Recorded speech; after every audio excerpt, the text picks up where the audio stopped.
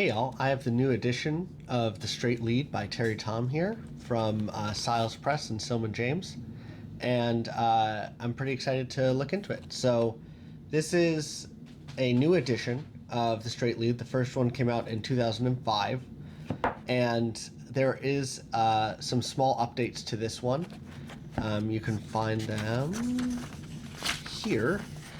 See, everything's pretty much the same except we have a new preface and we have parting shots, which was not, if I remember correctly, in the original 2005 edition. Overall, just first looks, this is a really nice paperback. Really good glossy cover. The pages have a nice weight, and yeah, I really enjoy the printing. They did a good job with this. For those of you who don't know who Teri Tom is, she is a Junfan Jeet Kune Do instructor trained under Ted Wong. And Teri is a really clever academic, and she's also a trainer of real, fighters, boxers, mixed martial artists. So she's trained and worked as a coach with people from amateurs all the way up into professional leagues.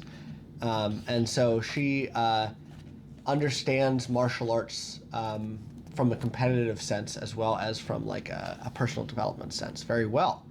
So let's get into it. One thing that I really like about this is that she talks about what Jeet Kune Do is a bit before we get into it, into the actual techniques of the straight lead. And then she talks about the brief history of punching, which I think is a good way to put it, but just basically talking about what is a straight punch, and how did Bruce Lee come to prefer this style of strike, and even going into boxers and writers that influenced him as well as martial artists. So in Bruce Lee's Jeet Kune Do, there's a lot of use of fencing footwork, boxing, striking mechanics, but we still use a vertical fist, which you'll see in Western bare knuckle boxing, but Bruce Lee kind of perfected his from his time training in Wing Chun. And so this book really gets deep into everything. It is over 200 pages, all about punching with your lead hand, which is pretty cool. So we've got stance, then we've got footwork and mechanics, application. One thing, this is a great page to show. The pictures came out even better in this printing than in the previous printings. Obviously, technology is a lot better in 2026 than 2005. But yeah, no, I was just really pleasantly surprised at how good the pictures look compared to what I remember them looking in the original one. It's not that the pictures were bad in the original one, not at all, but they just didn't look as crisp, and it was just a nice little extra detail. So you'll see here, this is Ted Wong, her Sifu. And you'll notice there's a lot of writing, right? This chapter is very heavy on pictures, but in general, a lot of writing, right? Now, the great thing is, this is not a book that you should read in one sitting and expect to understand everything. This is a book that you chew on, and that's a good thing, right? Jeet Kune Do is kind of an academic's art in the way that it is an art that is about fighting. It's about, the purest expression of fighting, whatever that may look like for you. And it expects you to have a strong level of critical thinking or to develop it, right? And so there's a lot of detail here, not only in the history of Jeet Kune Do, but in things like body mechanics, stance, motion, those kind of things. Even talking about the actual physics of it. So understand that this is not a simple read, but that's a good thing. This is a book that you can keep coming back to and reapplying to your lead striking. So that's a really cool thing about it. Another really cool thing is, let's get a little bit further, we have citations.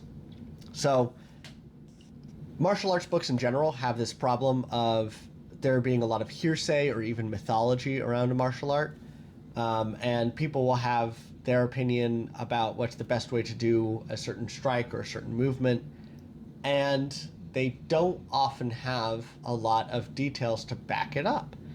And here we see she's got plenty of citations, right? And that's pretty sweet in my regard, because frankly, once again, Jeet Kune Do is kind of a thinking man's art, but it is also just great because you can say, okay, well, I'm not sure if that's how I would read that.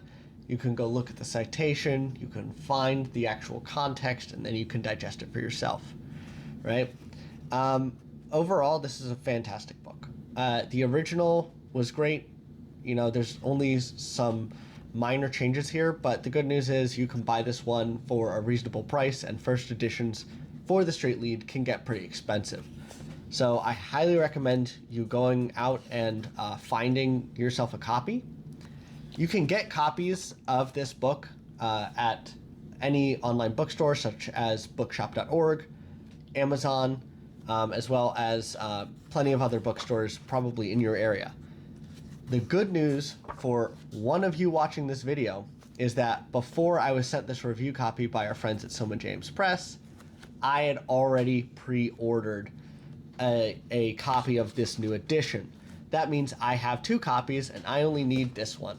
So if you have any thoughts about what makes a good straight lead, what makes maybe a good Jeet Kune Do, drop a comment, and then just put 2 forward slashes at the end of your comment, and that is how I will know to enter you into the giveaway for a new copy of The Straight Lead by Teri Tom.